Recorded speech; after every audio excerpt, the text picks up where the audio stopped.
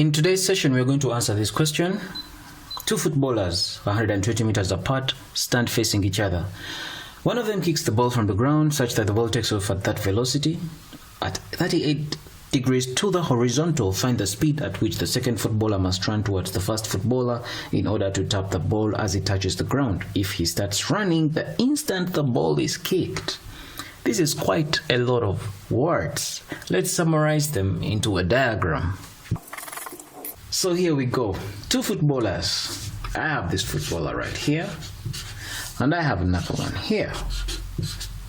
So two footballers are 120 meters apart. So it means that the distance between them is 120 meters. They stand facing each other, as you can see. One of them kicks the ball from the ground such that the ball takes off at a velocity of 30 meters per second. So if this is the mafia that takes off, kicks the ball, when he kicks the ball, it's going to take off at an initial velocity of 30 meters per second. So that's our value of u. It's at 30 meters per second at 38 degrees to the horizontal. So as he's kicking off that ball, this is the horizontal ground. It's at 38 degrees to the horizontal, like that. So the question says, find the speed at which the second footballer must run towards the first footballer. So this is the second footballer. This second footballer is running towards the first footballer as this one is kicking.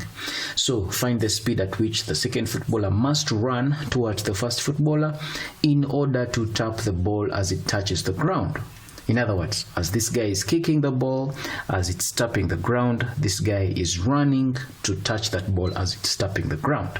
So, in order to tap the ball as it touches the ground, if he starts running the instant the ball is kicked, meaning when this person kicks the ball, this guy starts running, and it so happens that as this ball is being kicked, as it comes and drops on the ground here, this guy is running.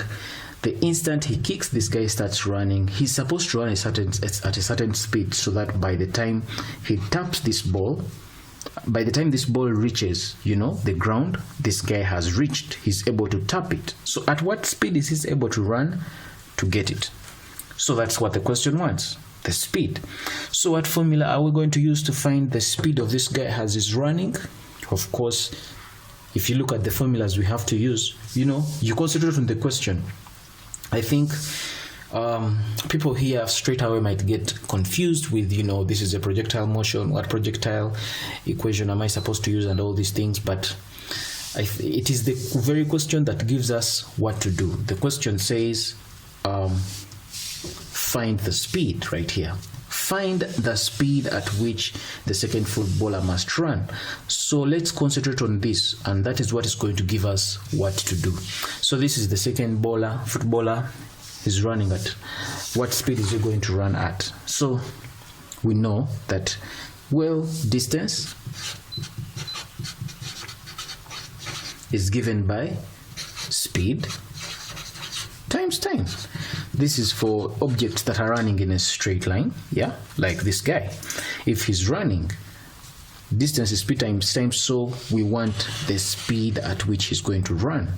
So it means that if I make speed the subject of the formula, speed will be given by distance over time.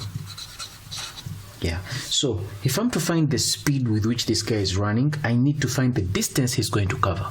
Now from here we are able to see that the distance between these two is 120 meters. So it means the distance is supposed to cover is that distance. It is definitely less than 120 meters. And also I need to find the time. How am I going to find the time? So here is the logic. The distance covered here is going to be 120 minus that distance. 120 minus that distance gives us the distance he covered. But 120 minus that distance, this distance you realize is actually the range of the projectile. So in other words, for me to be able to get this distance, I just need to find the range of this projectile, the distance covered by this projectile motion. If I'm able to get the range, then I'm able to get 120 minus that range. I get the distance covered by this guy. So we know how to find the distance. What about the time covered? Remember, he starts running the instant the ball is kicked. So if he starts running the instant the ball is kicked, it means that the time taken for this ball to be kicked to move from here up to there is the same time he takes to run to reach it, because he starts running when the ball is kicked. So the motion is like that. Yeah. In other words, the time taken by the flight is the same time taken for this guy to run to there. So to find the time taken by this guy to run is the same as the time taken by this flight. So meaning we can find the time. Since we've discovered how to find the time, we've interpreted the question fully. Now we can get started with the working. We are going to go ahead and find the distance covered by the range. Now there we're just going to use formulas. These are formulas we derived in our previous session. What is the time? The range, the horizontal range of that projectile is given by, so the range, which we are denoting as capital R, is given by sine. So this is going to become u squared. The value of u is actually 30. So it's going to become 30 squared times the sine of 2 times the angle, 2 times theta, which is 2 times theta. The value of theta here is 38 times 38. Divide that by the gravity. Our value of gravity will be 9.81. Unless otherwise, for my videos, my value of gravity will always be 9.81 unless otherwise stated. And so our horizontal range is going to become 89. So we get 89.018 meters. So in other words, this means that the distance, the horizontal distance here is 89.018 meters.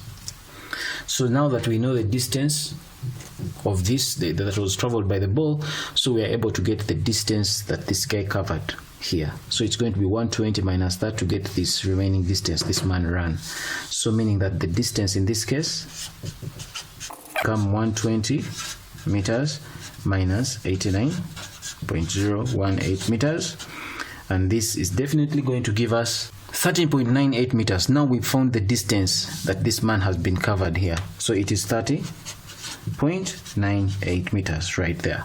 So now that we found the distance, what about the time? Remember, our guide is this formula. We want to find the speed of this guy. We have found the distance. Now what time does he move from here to there? Remember, the time taken is the same as the time of this ball moving like that, because the question tells us that he starts running at the instant this ball is kicked. So the time taken here for this ball to reach there is the same time he should take to run to reach the ball. So at the time of this flight, again, we're going to use a formula to find the time. We derived this formula in our previous sessions. We know that time of flight is given by 2u sine of theta, divide that by g. So this is going to become 2 times u, which is, our value is 30, times the sine of that angle theta, which is 38 right there. Divide that by 9.81. And so what's the answer? This is going to give us 3.765 seconds. That's the time. So now that we know the time, we can go ahead and plug it here, and we go ahead and answer the question, which requires us to find the speed by which that guy moved. So to answer the question directly, now that we've got the information we need, we shall go back here and say, so the speed of the man is given by distance over time. The distance covered, we got it here, 120 minus that, which was 30.98, so it's going to be 30.98 meters. Divide that by the time taken, which is 3.765 seconds, and definitely we end up with our speed as 8.2 meters per second. And that right there is the speed. And so that answers our question right there. That brings us to the end of this session. In our upcoming session, we get to do another worked example. Like this video if you like it. Don't forget to subscribe, and don't forget to share this video with your friends. My name is Arnold Rangakuramia. This is Kisembo Academy. Take care.